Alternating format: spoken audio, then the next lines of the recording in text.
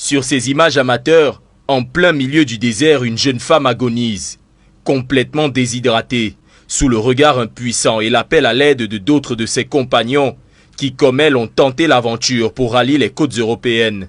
Ça fait 4 jours que nous sommes coincés au désert à cause d'elle. Nous sommes dépassés, on ne sait pas quoi faire.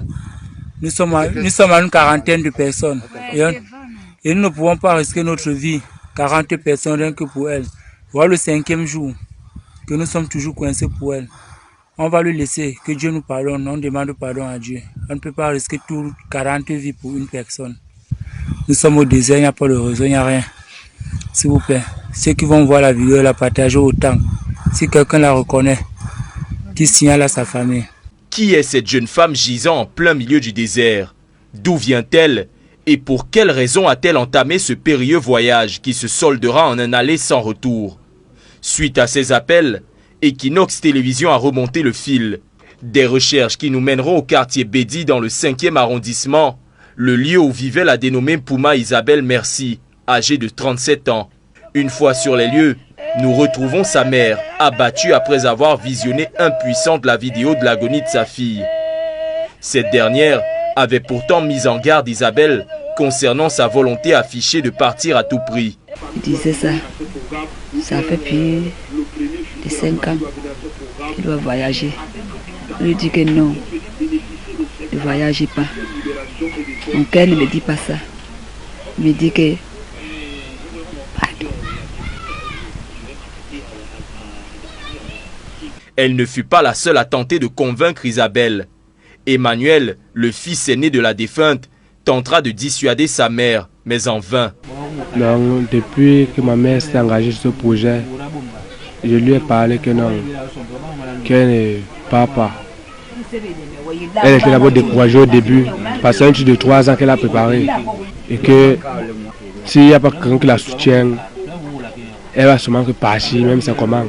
Il nous révélera qu'Isabelle n'en était pas à sa première tentative pour allier les côtes européennes. La première s'étant soldée par un échec, Isabelle s'en retournera vers un passeur. Elle a fait le passeport a fait le passeport de la Turquie. Elle a fait le passeport de la Turquie. Ça a tourné. Le type a dit qu'il va venir le 10 du mois qui est passé là. Le 10, prendre l'argent pour faire le passeport. La mère a dit qu'elle a été donné plus de 1 million, 1,5 million. Je voulais partir en Turquie. Je dis que ça ne peut pas donner. Mais je parle maintenant en Tunisie. Donc il faut mettre le passeport pour la Tunisie. Parce que ce qu'il faisait, les papiers, c'est les faux papiers. Une énième tentative qui lui coûtera toutes ses économies. Elle, petite commerçante, propriétaire d'une onglerie dans un marché de la place. Et là aussi, c'est la consternation à la fois pour ses clientes et pour sa cousine avec qui elle partageait le même appartement. Voici mes filles. J'arrive là, je m'assois là. Je dis, hey, elle n'a pas travaillé aujourd'hui. C'est là que je demande à sa voisine là-bas que, mais où est ma copine? On me dit qu'elle est morte. Je dis que morte comment? C'est là qu'on me dit que c'est elle qui est morte au désert. Donc papa, je suis dépassée. Ça fait 13 heures que ma copine m'appelle, me dit que tu as appris que ta soeur est morte. Je dis, morte comment? C'est là où j'étais déboussolée. J'ai juste même lancé le cabane sur moi. Arrivé à la maison, on me dit que voilà ta soeur qui est morte au désert. Tout le monde était déboussolé. Moi, je vois que c'est les enfants. C'est les enfants qui me font mal.